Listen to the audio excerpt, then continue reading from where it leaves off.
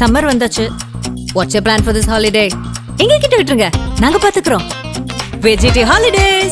GT Holidays, South India's #1 travel brand. AIADMK கூட்டணியில பாஜக 50 இடங்களுக்கு குறைவா திருப்தி அடையாதோ? பாஜக டிமாண்ட் பார்த்தா அப்படிதான் தெரியுது. ஏன்னா அமித்ஷா கூட்டத்துல 50 இடம்னு சொல்றாரு. 40 இடம்னே வச்சுக்கோமே. மறுக்க முடியுமா? அமித்ஷா கேட்ட பிறகு எடப்பாடி மறுக்க முடியுமா? கடைசி நேரத்துல கால வாரிட வேண்டியதான். அதிமுக பிஜேபி வெளிவர முடியுமா? அந்த அமித்ஷா பிடியிலிருந்து எடப்பாடி வெளியே வர முடியுமா? வந்தார்ல இப்போ 2004 தேர்தலுக்கு வர 2024 தேர்தலுக்கு வரலையா? அப்ப பிஜேபி தான் ஆளுங்கச்சு. அதிமுகவுக்கு பாஜக தேவையில்லை திமுகவை அகற்றுவதற்கு. என்டிஏ கூட்டணியில பாமக எப்படி தன்னோட இதை விட்டு கொடுக்கும்? இப்போ பிஜேபிக்கு எத்தனை சீட் கொடுக்குறாங்களோ அதை விட ஒரு சீட் அதிகமாக கேட்பாங்கல்ல. அதாவது எடப்பாடி தொகுதியில ஜெயிக்கணும்னாலுமே அதிமுகவே நின்று ஜெயிக்கணும்னாலுமே பாமக ஓட்டு தான் முக்கியம். பிஜேபி ஓட்டு அதுல முக்கியம் இல்லை. அவர் அன்டெஸ்டட் தான். இது வரைக்கும் அவரோட ஓட்டு எந்தெந்த தொகுதியில எவ்வளவு இருக்குன்னு யாருக்கும் தெரியாது. 10% இருக்குங்கிறது ஒரு கணக்கு, 15% இருக்குன்னு ஒருத்தவங்க சொல்றாங்க, 5% தாங்கன்னு ஒருத்தவங்க சொல்றாங்க. எதுவா இருக்கட்டும், அவருக்கு ஓட்டு போட போறது தமிழ்நாட்டு வாக்காளர்கள் தானே. விஜயோட ஒவ்வொரு அதிகப்படியான ஓட்டும் திமுக கிடைக்கிற அதிகப்படியான மைலேஜ் தான் நான். அப்ப இன்னும் விஜய் எதிர்பார்க்கிறாரா எடப்பாடி? ஒருவேளை பிஜேபி இல்லாம போனா விஜய் வருவாரு கடைசி நேரத்துல அப்படின்னு ஒரு ஆசை இருக்கலாம். கடைசியில இன்னும் பிஜேபியில இருக்கிற முக்கியமானவங்க யாராவது விஜய் கிட்ட போகும்போது அந்த மாயை உழைவிடும். அமித்ஷா நிர்பந்தத்தை ஏற்றுக்கிடணும்னு எடப்பாடிக்கு ரூட் இல்ல. விஜயோட ப்ராப்ளம் என்னன்னாங்க, அவர் விஜயகாந்தா நம்ம பார்த்தோம்னா அப்பவும் 8% 10% வந்துடும். 50க்கும் மேற்பட்ட உலக நாடுகளில் 100 கோடிக்கும் அதிகமான ஆகாயம் தமிழ் பார்வையாளர்களுக்கு பேரன்பும் திருநன்றி. வணக்கம் ஆகாய் நண்பர்களே. அதிமுக கூட்டணியில் பாஜகவுக்கு 50 இடங்களா? அமித்ஷா விருப்பம் நிறைவேறுமா? ஆட்சியில் பங்கு கொடுக்க அதிமுக தயாராக இருக்குமா? எடப்பாடி நிலை என்ன? இதை பற்றி பேசுவதற்காக மூத்த பத்திரிகையாளர் திரு தராசு ஷியாம் நம்முடன் இணைகிறார். வணக்கம் திரு ஷியாம். வணக்கம் நிஜன். அதிமுக கூட்டணியில பாஜக 50 இடங்களுக்கு குறைவா திருப்தி அடையாதோ, செட்டில் ஆகாதோ? பாஜக டிமாண்ட் பார்த்தா அப்படிதான் தெரியுது. ஏன்னா அமித்ஷா கூட்டத்துல 50 இடம்னு சொல்றாரு. 40 இடம்னே வச்சுக்கோமே. 40 அதிமுகவில் தர முடியாது. தர மாட்டாங்கன்னா தர முடியாதா? தர முடியாது. அதாவது ஒரு மேஜர் பார்ட்னர் 160 170 இடத்துல நிக்கணும். அப்பதான் அவங்களுக்கு ஆட்சி அமைக்கக்கூடிய தனிப்பெரும்பான்மை கிடைக்கும். ஒரே ஒரு உதாரணம் தாங்க. ஜெயலலிதா காலத்துல 2001 140 இடம், 4 இடம் கூட்டணி கட்சிகளுக்கு 140. அப்போ காங்கிரஸையும் தமாகவையும், காங்கிரஸ்ல இருந்து பிரிந்த தமாகவையும் மூப்பனார் காலம் ஒரே கூட்டணிகளை கொண்டு வர வேண்டிய ஒரு நிர்பந்தம் வந்துருச்சு. திமுக ஆட்சியை வீழ்த்தி ஆகணுங்கிற அந்த ஒற்றை குறிக்கோள், ஜெயலலிதாவே போட்டி போட முடியாத ஒரு சூழல். எனவே அந்த 140 144 இடம் 145 இடம்னு ரஃபா வச்சுக்கிட்டீங்கன்னா கூட அதுக்குள்ள செட்டில் ஆச்சு. நாங்கள் அப்போ உண்மையிலே அவங்க மெஜாரிட்டி கிடைக்காதுன்னு தான் நினைச்சோம். ஆனால் மெஜாரிட்டி கிடைச்சு 130+ ஜெயிக்க முடிஞ்சது. ஜெயலலிதாவே எம்எல்ஏ தேர்தலுக்கு போட்டியிடாத போது. அப்படியான நிலைமை இன்னைக்கு எடப்பாடி பழனிசாமிக்கு இல்லை. அவர் ஜெயலலிதா அளவுக்கான அந்த அப்படியான ஒரு வசீகரம்லாம் இல்லை. ஸோ அதிக இடங்களில் போட்டி போட்டால் தான் அதிக இடங்களில் ஜெயிக்க முடியும். எனவே 40 இடங்கள் கூட கொடுப்பதற்கான வாய்ப்பு இல்லை. மறுக்க முடியுமா? அமித்ஷா கேட்ட பிறகு எடப்பாடி மறுக்க முடியுமா? கடைசி நேரத்துல கால வாரிட வேண்டியதான். ரொம்ப சாதாரணமா சொல்லிட்டீங்க. எத்தனை கூட்டணி தொகுதி பங்கீட்டுல முறிஞ்சிருக்கு.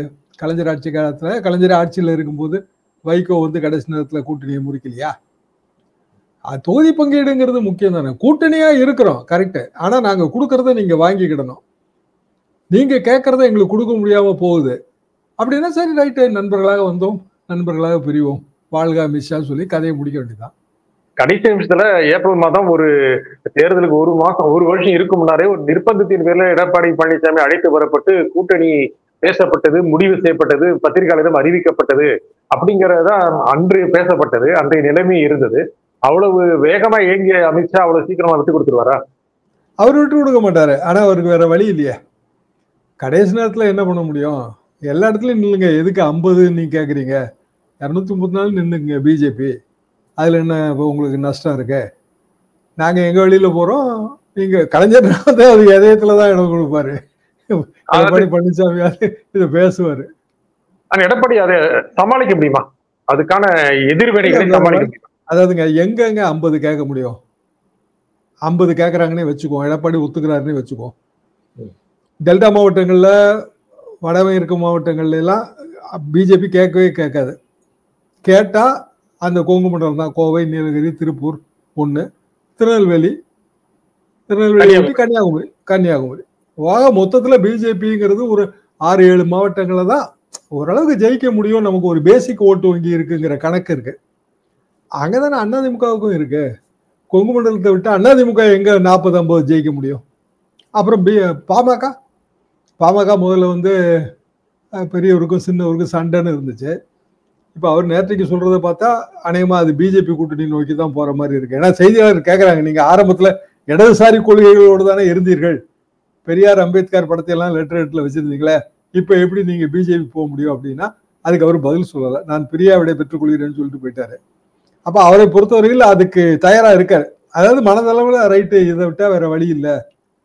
அதிமுக கூட்டணின்னு சொல்லியாச்சு. அதிமுக பிஜேபியோட கூட்டணி இருக்கு, நம்ம அதிமுகவோட கூட்டணி, இப்படியான ஒரு காம்பினேஷன்ல போறாரு.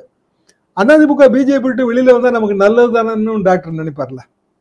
அதிமுக பிஜேபி வெளியே வர முடியுமா? அந்த அமித்ஷா பிடியிலிருந்து எடப்பாடி வெளியே வர முடியுமா? வந்தார்ல. இப்போ 2004 தேர்தலுக்கு 2024 தேர்தலுக்கு வரலையா? அப்ப பிஜேபி தானே ஆளுங்கச்சு. இப்ப வந்து அப்ப பிஜேபி சோதிக்க நினைச்சது. அண்ணாமலை சொன்னாரு கிட்டத்தட்ட 15-20% வாங்கிடுவாங்க, ஒரு சீட் 2 சீட் ஜெயிச்சிருவாங்க அப்படின்னு. அதை நம்பி தனியாக போனார்கள். முடியாதுங்கிறதுல அதிமுகவோட கூட்டணி இல்ல. அதிமுகவோட ஏன் கூட்டணினா திமுகவை வீழ்த்துவதற்கு பிஜேபியோட தனி வலிமை போதாதுன்னு தான். பிஜேபி தனியா நின்று 20 தொகுதியில ஜெயிக்கலாங்கிறது பழைய காம்பினேஷன் அப்படியே தானே இருக்கு. முதல்ல எப்ப பிரச்சனை வந்துச்சு? நகர்ப்புற உள்ளாட்சி தேர்தல். அண்ணாமலை தலைவர். அண்ணாமலை என்ன கேட்டாரு? கூட 2-3% கேட்டாரு, அவ்வளவுதான். எடப்பாடி பழனிசாமி அது மறுத்தார், முடியாதுன்னாரு. அப்பதான் அந்த கூட்டணி முறிஞ்சது. அதுக்கு சட்டமன்ற தேர்தலில் இருந்த கூட்டணி தானே. நகர்ப்புற உள்ளாட்சி தேர்தலில் போச்சு. அப்புறம் மக்களவை தேர்தல் வரும்போது அது அப்படியே தொடர்ந்துருச்சு. அதுக்கு பிறகு இப்போ வந்து கூட்டணி சேரணும் என்று நினைக்கும் போது கம்பல்ஷன் என்ன? தேர்தல் ஆணையத்தில் இருந்த வழக்கு. அதிமுகவுக்கு சிக்கல் வருமோன்னு எடப்பாடி பழனிசாமி நினைச்சது. ஸோ இப்போதைக்கு வந்து நம்ம நண்பர்களாக இருப்போம்னு அவர் நினைச்சிருக்காரு, அவ்வளவுதானே. ஏன்னா அவரு கூட்டணி ஆட்சிங்கிறது டோட்டலா அவர் இல்லைன்றாருங்க. அமித்ஷா கூட்டணி ஆட்சி தான் அடிச்சு சொல்றாரு. இது எப்படி இருக்குனாங்க, இந்த ஒரு கிரேக்க கேரக்டர் ஒன்று, ஒரு சிசிபஸ் அப்படின்னு, கீழே இருந்து மலையில இருந்து ஒரு கல்லை உருட்டிட்டே போகும் சிசிபஸ். அதுக்கு ஒரு சாபமோ வரமோ, மலை உச்சிக்கு போயிடும்.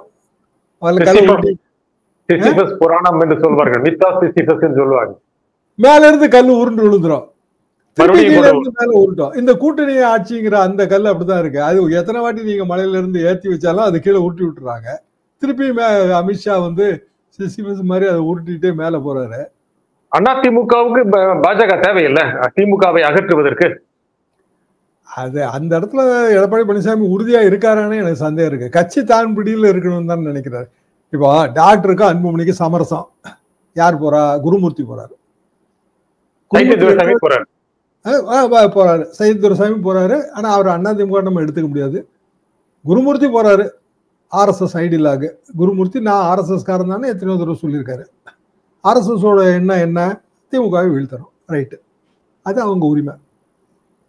ஆனா ரெண்டாவதுலையும் அவர் பார்த்து பேசுறாரு. அதுக்கு பிறகு தான் டாக்டர் நேற்று பேட்டி கொடுக்குறாரு. நேற்றைய பேட்டியில வந்து அவர் பழைய பிஜேபி யாரோ ஒருத்தரை கூட்டிட்டு வந்தாங்க, அவருக்கு பேர் என்னன்னு கேட்டா அண்ணாமலைன்னு சொன்னாங்க, வெளியில ஒரே சத்தம் பாரத் மாதா கி ஜெய்னா அந்த அளவுக்கு டீகிரேட் பண்ணி பேசினார் டாக்டர். பேசிட்டு ஒரு 4-5 நாளைக்குள்ளேயே வந்து அதை அப்படியே மழுப்பலா பதில் சொல்றாரு.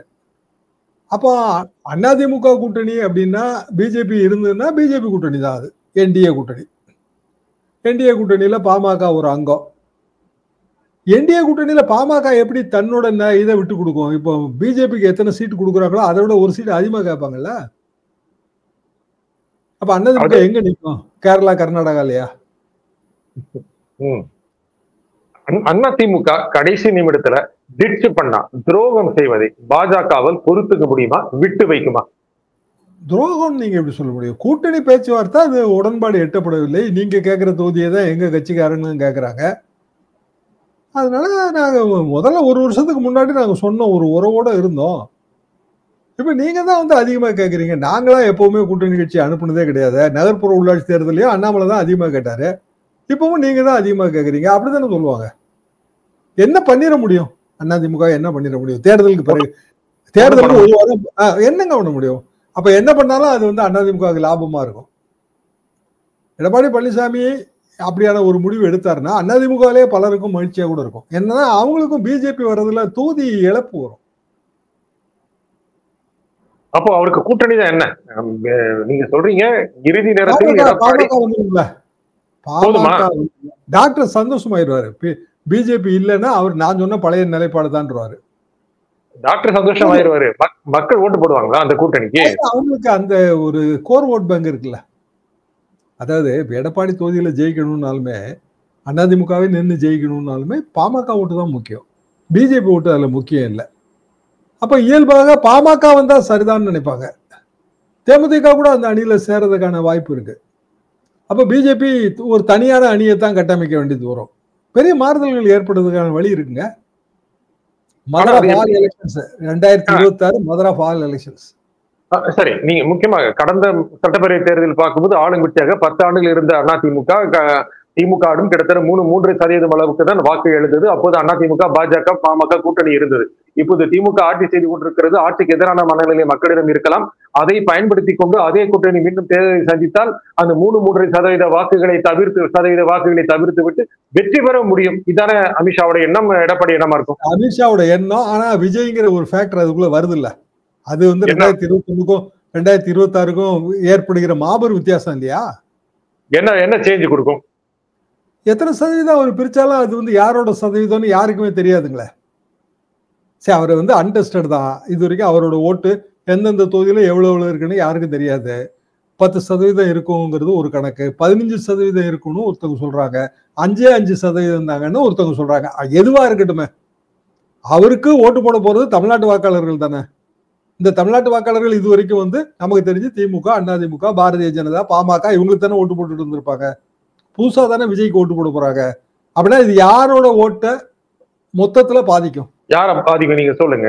நீங்க பல தேர்தலில் பார்த்துக்கீங்க. திமுகவா அதிமுக யார பாதிக்கும்? நான் எப்படி இதை பாக்குறேன்னாங்க, அடிப்படையில தமிழ்நாட்டுல இல்ல எந்த மாநிலத்திலையும் ஒரு ஆதரவு ஒரு எதிர்ப்பு, இந்த ரெண்டுக்குள்ள நீங்க அடைக்கிறலாம். இருவரும் பிரிவுகள் தான். ஆதரவு என்றால் ஆளுங்கட்சிக்கு ஆதரவு, எதிர்ப்புன்னா ஆளுங்கட்சிக்கு எதிர்ப்பு. ஸோ ஆளுங்கட்சியை வச்சுதான் ஓட்டு பிரியுது. அப்ப ஆளுங்கட்சிக்கு ஆதரவா இருக்கிற அணிகளை எல்லாம் ஒரு வரிசையில நம்ம நிறுத்திடலாம். இன்னைய தேதிக்கு திமுக கூட்டணி. ஆளுங்கட்சிக்கு எதிர்ப்பான அணிகளை எல்லாம் ஒரு வரிசையில் நிறுத்திடலாம். அது இன்னைய தேதிக்கு அதிமுக, பாரதிய ஜனதா கூட்டணி, பாமக அதுல சேர்ந்தா அது, அப்புறம் சீமான், அப்புறம் விஜய், அதான ரொம்ப பிரியுது. அப்படின்னா விஜய் பிரிக்க போறது எவ்வளவு அதிகமா பிரிச்சாலும் அது திமுக லாபமா தானே முடியும். அப்ப திமுக தான் லாபம் அடையும் இன்றைய சூழ்நிலையில. விஜயோட ஒவ்வொரு அதிகப்படியான ஓட்டும் திமுகவுக்கு கிடைக்கிற அதிகப்படியான மைலேஜ் தான் நான் நினைக்கிறேன். அப்ப இன்னும் விஜய் எதிர்பார்க்கிறாரு எடப்பாடி. ஒருவேளை வந்து பிஜேபி இல்லாம போனா விஜய் வருவாரு கடைசி நேரத்துல அப்படின்னு ஒரு ஆசை இருக்கலாம். விஜய் வந்துங்க இதுல உண்மையிலேயே அவர் என்ன முடிவு எடுக்க போறான்னு தெரியல. அவர் கட்சி அவர் பலப்படுத்திட்டே போறாரு. திடீர்னு பாத்தீங்கன்னா ஒரு IRS ஆபீசரை உள்ள கொண்டு வராங்க. ஆனா அது ஏற்கனவே ஸ்பார்க் மீடியா இதுல எல்லாம் வந்து முதலே வந்துருச்சுங்க. நானே புதிய தலைமுறையில ஸ்பார்க் மீடியாவை கோட் பண்ணி தான் சொன்னேன். அன்னைக்கு தற்செயலா புதிய தலைமுறை நிகழ்ச்சி இதே தான், டாபிக் இதுதான் கிட்டத்தட்ட. அப்ப ஸ்பார்க் மீடியால அதை படிச்சேன். IRS ஆபீசர் அவரு அந்த பிரசிடென்ட் ஆஃப் இந்தியாவோட அக்செப்டன்ஸ் லெட்டரை போட்டிருந்தாங்க, VRS அக்செப்டன்ஸ் லெட்டர். அப்ப யாரு என்னன்னு கேட்கும்போது இந்த மாதிரி இவர் வந்து IRS ஆபீசர், விஜய்க்கு வருமான வரி சோதனை நடக்கும்போது இவர் இங்க கமிஷனரா இருந்தாரு, பெரிய பதவியில ரொம்ப உதவி செஞ்சாரு. அதுவே தப்பு. டிபார்ட்மெண்ட்ல இருந்துட்டு எப்படிங்க உதவி செய்ய முடியும்? ஒரு அசசி அவர் மேல ஒரு ரைடு இருக்கு, எப்படி உதவி செய்ய முடியும்? ஆனா அதுல இருந்து அவர் க்ளோஸா இருந்திருக்காரு. அப்புறம் அவருக்கு டிரான்ஸ்பர் வந்திருக்கு. அப்புறம் அவர் ஒரு முடிவு எடுத்து VRS கொடுத்தாச்சு. VRS கொடுத்து விஜய் கிட்ட வருவாருன்னு அன்னைக்கு ஒரு 2-3 வாரத்துக்கு முன்னாடி ஸ்பார்க் மீடியாவை கோட் பண்ணி நான் சொன்னேன். பேரையே சொன்னேன், ஸ்பார்க் மீடியாங்கிற பேரையே சொன்னேன். ஏன்னா அவங்களுக்கு அந்த கிரெடிட் கிடைக்கணும். அவங்க முதல்ல வந்து சொல்லியிருக்காங்க. அப்போ ஒரு IRS ஆபீசருக்கும் ஒரு கணக்கு இருக்கும்ல, இல்லாம எப்படி இருக்கும்? அவரும் ஒரு பெரிய அதிகாரி, அவர் டாக்டரா இருந்திருக்காரு, IAS எழுதி IRS கிடைச்சிருக்கு. அந்த கணக்கு என்ன? அந்த கணக்குங்கிறது விஜய்க்கு ஒரு ஆதரவு இருக்கு, நம்ம அரசியலுக்குள்ள போறதுக்கு இதுதான் தரணும். 2026 கூட அந்த IRS ஆபீசர் எய்ம் பண்ணிருக்க மாட்டாரு, அடுத்த கட்டமா எய்ம் பண்ணிருப்பாருல. யங்ஸ்டர் தானே, அவருக்கு அந்த அபிலாஷை இருக்கும்ல, அரசியல் அபிலாஷை. அதே மாதிரி பலரும் வர்றாங்க. இப்ப ராஜலட்சுமி அம்மா அவங்க தராசுக்கே வந்து வழக்கறிஞராக இருந்தவங்க தான், மயிலாப்பூர் கேண்டிடேட். சுலோச்சனா சம்பத்துக்கு ரொம்ப க்ளோஸா இருந்தாங்க. ஜெயலலிதா காலத்துலாம் ஜெயிச்சு வந்தாங்க மயிலாப்பூர் கேண்டிடேட்டா. பிஜேபியில இருந்தாங்க. பிஜேபியில இருந்து வேற அங்க போறாங்க, விஜய்கிட்ட போறாங்க. அப்ப விஜய் பிஜேபிக்கு வர போறது இல்லைன்னு இதுல தெரிஞ்சு போகுது நமக்கு. பிஜேபி சொல்லுது விஜயும் வருவார் அப்படின்னு நயினா நாகேந்திரன் சொல்றாரு. கடைசியில வந்து இன்னும் பிஜேபியில இருக்கிற முக்கியமானவங்க யாராவது விஜய்கிட்ட போகும்போது அந்த மாயை உடைவிடும். போவாங்களா? போவாங்க. அரசியலே அபிலாஷைகளுக்கு உட்பட்டதுங்க. நான் எம்எல்ஏ ஆக முடியுமா ஆக முடியாது அதை சொல்லுங்க நீங்க. எனக்கான வாய்ப்பு என்ன? சித்தாந்தம் என்றால் சித்தாந்தம் வேர் அழுகல் நோயால பாதிக்கப்பட்ட கட்சிக்கு ஏது சித்தாந்தம்? விஜய் கட்சியை பொறுத்த வரைக்கும் நமக்கு வேறு தெரியல. ஆனா அதிமுகவுக்கு வேற அழுகல் இருக்கு. பிஜேபி போகலன்னா வேற அழுகல் இல்லைன்னு ஆயிரும்ல, அந்த திராவிட கட்சியாவே இருந்துருவாங்கல்ல. நீங்க சொன்ன இந்த சினாரியை வச்சு பார்க்கும்போது திமுக வீழ்த்த வேண்டும், எடப்பாடி முதலமைச்சராக வேண்டும், அமித்ஷாவினுடைய நிர்பந்தங்களை அல்லது கோரிக்கைகளை ஏற்றுக்கொள்ள வேண்டும். இதை தவிர எடப்பாடிக்கு வேற ரூட் இருக்கா? அமித்ஷா நிர்பந்தத்தை ஏற்றுக்கிடணும்னு எடப்பாடிக்கு ரூட் இல்ல.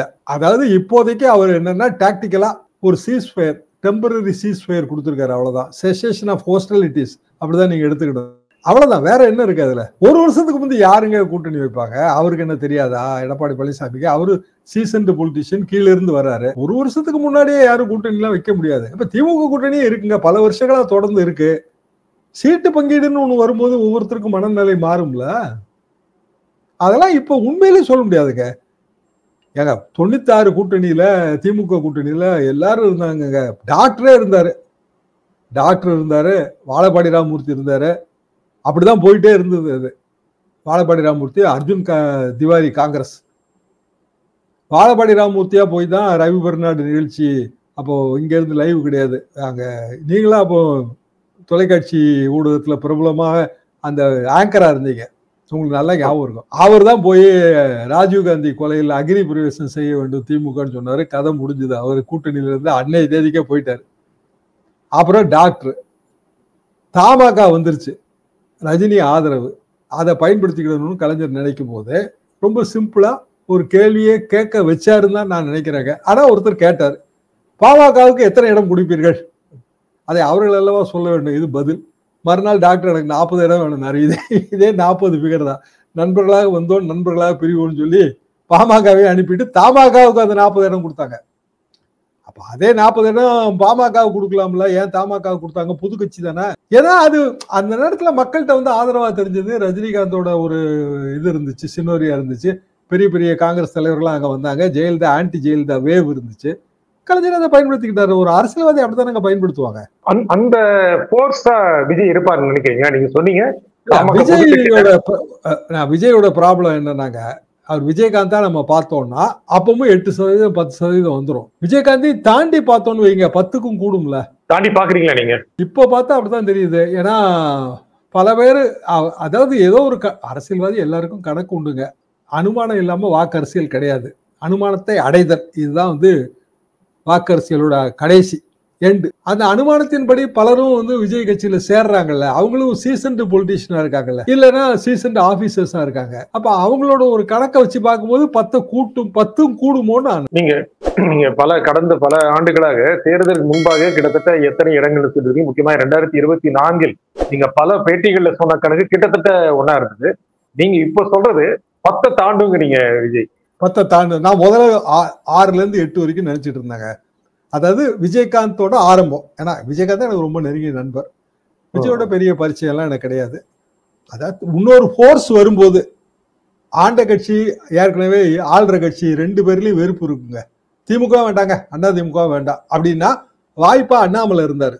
அவர் பிஜேபி தான் இருந்தாலும் அண்ணாமலை வந்து வேற மாதிரியான ஒரு ஃபேஸ், திராவிடன் ஃபேஸ். அவர் கம்யூனிட்டி வைஸ் வந்து ஒரு ஓபிசி கவுண்டர் கம்யூனிட்டி, ஐபிஎஸ் ஆஃபீஸராக இருந்து ரிட்டையர்ட். நம்ம ஐஏஎஸ் ஐபிஎஸ் ஆஃபீஸர் ஐஆர்எஸ் ஆஃபீஸருக்கு ஒரு இது உண்டு, வெயிட் உண்டு. ஸோ அண்ணாமலை போன இடத்துல எல்லாம் கூட்டம் வந்துச்சு. பிஜேபி அதனாலயும் பெனிஃபிட் அடைஞ்சது, அண்ணாமலை அதை விட அதிகமாக பெனிஃபிட் அடைஞ்சாரு. அப்ப அண்ணாமலை வந்து ஒரு ஓட்டு வங்கியை உருவாக்கிட்டு இருந்தாரு. அந்த ஓட்டு வங்கி கண்டிப்பா 10ல இருந்து 12% வந்துருச்சு. பிஜேபியோட கூட்டணியே 18%. வெறுமனே நான் பிஜேபிக்கு அண்ணாமலைக்கு மட்டும் 10ல இருந்து 11% தமிழ்நாட்டில். அது எது அடிப்படை உணர்வு? என்ன? திமுக வேண்டாம், அண்ணா திமுக வேண்டாம் நினைக்கிற உணர்வு தானே. அப்ப இப்ப அண்ணாமலை இப்ப களத்துல இல்ல, நைனாருக்கு அண்ணாமலை வெயிட் கிடையாதுங்க, நமக்கே தெரியும். பிஜேபி தான். இப்போ பிஜேபி பழைய நிலைமை போயிடும். பிஜேபிக்கு ஓட்டு போட முடியாதுங்க, அது திராவிட சித்தாந்தத்துக்கு எதிரானது, தமிழ்நாட்டு அரசியலுக்கு எதிரானது, மதவாத கட்சி, அது பழைய நிலைமை. அது அதாவது பிஜேபி வெறுப்புக்கு என்னென்ன காரணங்கள் சொல்லப்படுதோ அதே காரணம் இப்ப அப்படியே இருக்கும். அண்ணாமலை மட்டும் வந்தவொன்னா அந்த காரணங்களை கொஞ்சம் அவரால் போக்க முடிஞ்சுதுங்க. நான் கண் கூட பார்த்தது தானே, யாரையும் உயர்த்தி தாழ்த்தி பேசணும்னு நமக்கு நோக்கம் கிடையாது. அப்ப அந்த இடத்த வந்து விஜய் ஈக்குவலைஸ் பண்றாரு அப்படி பாருங்க. அதாவது விஜயகாந்த், அண்ணாமலை, விஜய் மூவருக்கும் இடையில் உள்ள ஒற்றுமை வேற்றுமை என்ன? கம்பேர் அண்ட் கான்ட்ராஸ்ட் பாருங்க. ஒற்றுமை அதிகமா வேற்றுமை அதிகமா? வேற்றுமை என்பது என்னன்னா மதவாதமோ அப்படியான ஒரு விஷயம், அதுக்குள்ள விஜய் போகல. ஒற்றுமை என்ன அப்படின்னா, ஒரு புதுசா ஒருத்தர் வராரு, இளைஞர்களின் சக்தி, அவருக்கு ஒரு வாய்ப்பு கொடுத்து பார்ப்போமே என்கிற ஒரு மனநிலை அது தொடர்ந்து எல்லா இதுலயும் இருக்கு. அந்த மனநிலை என்பது எத்தனை சதவீதம், 10 12 இதுதான் கேள்வி. 10 தாண்டுங்கிறது என்னோட கருத்து. இப்போ நேரத்தில் நமக்கு இன்னும் தெரியும் என்னன்னா, இன்னும் பல பேர் வந்து விஜய் கட்சிக்கு போவாங்கன்னு தான் நான் யூகிக்கிறேன். சரி சரி. நமக்கு இல்லைன்னு தெரிஞ்சிருச்சு. அப்புறம் என்ன, திமுக அண்ணா திமுக விஜய்க்கு என்ன பெரிய வித்தியாசம் இருக்கு? பிஜேபி ஓகேங்க, அது அந்நியமா தெரியும். யாராவது வந்து வேற இஸ்லாமிய கட்சிகளோ இல்ல பாமகவுக்கோ போக முடியுதா? போக முடியாதுல்ல. ஏன்னா அதுல எல்லாம் ஒரு சில அண்டர்லைன்ஸ் இருக்கு. இப்போ ஒரு முஸ்லீம் லீக் போகணும் அப்படின்னா அதுல ஒரு அண்டர்லைன் இருக்கு. பாமகவுக்கு நீங்க போகணும்னா ஒரு அண்டர்லைன் இருக்கு. திமுக அண்ணா திமுக விஜய் கட்சிக்கு போறதுக்கு அண்டர்லைனே கிடையாது. பாஜக ஒரு அண்டர்லைன் இருக்கு. நிறம் இல்லை, நிறம் இல்ல, அது வசதி இல்ல, அது ஒரு வசதி. அது போக வசீகரம், கூட்டம் அள்ளி எடுக்கும். ஓட்டு போடுமான்லாம் நமக்கு தெரியாது. கூட்டம் வேணும்லங்க. கூட்டம் இல்லாம நான் என்ன காலி மைதானத்தையா பார்த்து பேச முடியும்? சோ கூட்டம் வருது, ரைட்டு. இப்ப 2026 வாய்ப்பு இல்ல, பரவாயில்ல, நம்ம ஜெயிக்க முடியல, இல்ல நமக்கு சீட்டே கிடைக்கல, அடுத்த வாய்ப்பு இருக்குல்ல. தாக்குப்பிடிப்பாரா விஜய்? தாக்குப்பிடிப்பாருங்க. ஏன்னா அவர் வந்து சில ரோடு மேப் எனக்கு கிளியரா தெரியுது. என்ன ரோடு மேப்னா, கடைசி படம் இதுதான். 2026 எவ்வளவு சதவீத ஓட்டு வருது பார்ப்போம். 2029 மக்களவை தேர்தல் உடனடியா வருது. 2029க்கு பிறகு ஒரே நாடு ஒரே தேர்தல் அரசியலமைப்பு சாசன சிட்டெல்லாம் ஒழுங்கா அது நிறைவேற்றப்பட்டால் அடுத்த தேர்தலுக்கு 5 வருஷம் காத்துட்டு இருக்க வேண்டியது இல்லை. 2029ல பிரசிடென்ட் வந்து நோட்டிஃபை பண்ணணும். நோட்டிஃபை பண்ண பிறகு அசம்பிளி டேர்ம் வந்து லோக்சபா தேர்தலோட சேர்ந்துரும். உத்தரப்பிரதேசத்துல எல்லாம் 2 வருஷம் தான் கிடைக்கும். இப்ப நமக்கு 2031. இப்போ உதாரணமா அடுத்த தேர்தல் 2029க்கு பிறகு வர்ற 34 தேர்தல்னு வச்சுக்குவோம். அதுல இருந்து ஒரே நாடு ஒரே தேர்தல் அமலாக போகுதுன்னா தமிழ்நாடு அசம்பிளியோட டேமும் அதுக்குள்ள நின்றோம். ஸோ குயிக்கா வந்து 5 வருஷ பீரியடுக்குள்ள குயிக்கா 2 தேர்தல் வரும். அவருக்கு ஏஜ் இருக்கு, ஸ்ட்ராட்டஜி வகுத்து கொடுக்கறதுக்கு ஆட்கள் இருக்காங்க. அப்போ அவங்க இதெல்லாம் சொல்லுவாங்க. 10% சீமான் என்னங்க, நான் 1% 4% மாத்தினேன், 4 8 மாத்தினேன்னு சொல்றாருல, அதே யாட்ஸ்டிக் இவருக்கும் அப்ளை ஆகும்லன்றாங்க. அதுங்க சார், இந்த நிகழ்ச்சியில கலந்துகிட்டு உங்க கருத்துக்களை குறிப்பிட்ட மிக்க நன்றி. மீண்டும் ஒரு நிகழ்ச்சி சந்திப்போம். நன்றி, வணக்கம். சம்மர் வந்தாச்சு. What's your plan for this holiday? எங்க கிட்ட விட்டுருங்க, நாங்க பாத்துக்கிறோம். VGT Holidays. GT Holidays, South India's #1 travel brand.